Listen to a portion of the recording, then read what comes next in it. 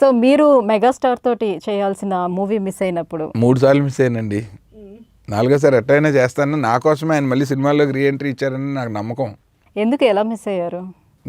వేరే వేరే ఒకటేమో ప్రొడ్యూసర్ ఆయన విజయ్ బాపినీడ్ గారు అనుకున్నాము. ఆ కథ ఒకటి నాకు నచ్చలేదు. బట్ నాకు తెలియని విషయం ఏంటంటే అది చిరంజీవి గారికి నచ్చిందన్న విషయం నాకు తెలియదు, దాచారు. ఊరికే కథ విని ఒపీనియన్ చెప్పమంటే నేను చండాలంగా ఉందని చెప్పి అక్కడ పోయింది. కానీ ఆ సినిమా ఇప్పటిదాకా తీయలేదు కాబట్టి నేను అమ్మయ్య హ్యాపీ. ఆ కథ తీయకూడదని చెప్పేశాను నేను. నా కథల మీద చాలా కర్కశంగా ఉంటుంది. అందుకే నేను స్టోరీ డిపార్ట్మెంట్ హెడ్ కింద ఎంటర్టైన్ చేస్తుంది ఇండస్ట్రీ. ఎందుకంటే కథ విషయంలో మొహమాటం లేదు, ఎంత తెలిసిన రైటర్ అయినా సరే.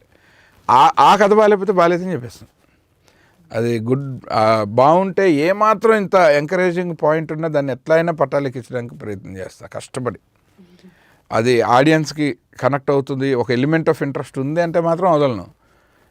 కానీ మరీ అట్రాషియస్గా ఉంటే మాత్రం నిర్మోహమాటం చెప్పేస్తాను. అది చెప్పడం వల్ల ఏమైందంటే అది చిరంజీవి గారికి బాగా నచ్చింది అన్న విషయం నాకు దాచారు.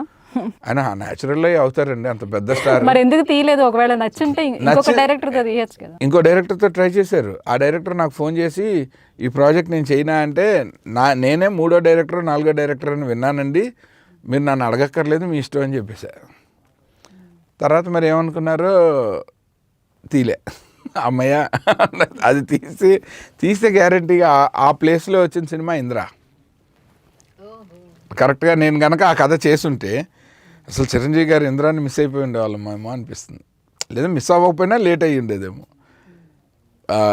అలా చూసుకుంటే అది హెల్ప్ అయింది నా డెసిషన్. ఖాతాలో వేసుకుండేవారేమో, ఒక డిజాస్టర్ని తన ఖాతాలో. ఆ సినిమా నేను నాకు పంపించిన కథ అయితే నేను రాసి, నేను చిరంజీవి ఫ్యాన్ కూడా కదా ఇండస్ట్రీకి రాకముందు. సో నేను చెప్పేస్తాను మా ఫ్యాన్స్కి నచ్చదు.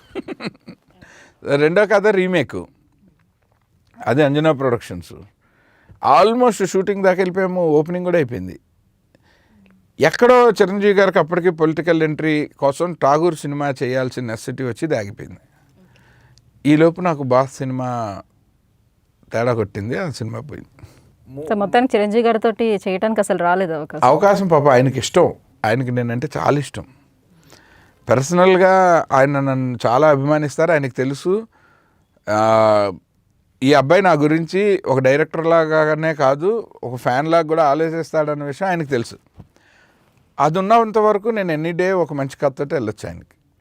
ఇప్పుడు ఇంకా కోవిడ్ టైంలో అయితే బీభత్సంగా వర్క్ చేసి పెట్టుకున్నాను. ఈ చిరంజీవి గారు ఇది చేస్తే బాగుంటుంది, ఇది చేస్తే బాగుంటుంది, ఇలాంటివి చేస్తే బాగుంటుంది అన్న.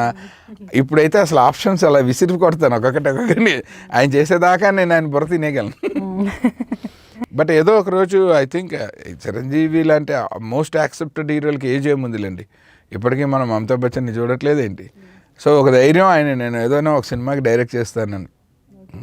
And that will be a fan made film, not a director made film.